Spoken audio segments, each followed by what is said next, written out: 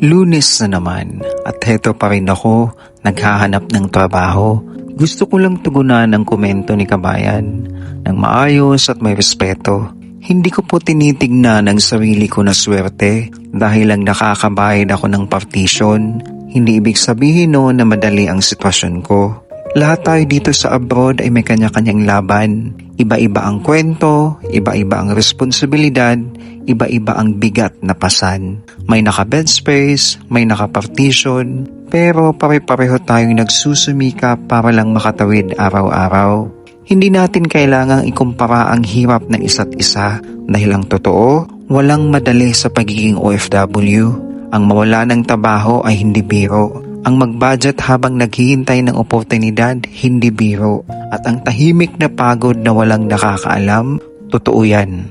Habang naglilinis ako ngayon, pinapaalala ko sa sarili ko na sa bawat pawis, bawat simpleng gawaing bahay, simbolo yan na patuloy pa rin tayong lumalaban. Hindi ito tungkol sa kung sino ang mas lamang, ito'y tungkol sa kung paano tayo bumangon. Ako si Will at anuman ang estado mo ngayon, laban lang. Dahil sa huli, hindi ito paramihan ng hirap, kundi palakasan ng pananampalataya at tibay ng loob.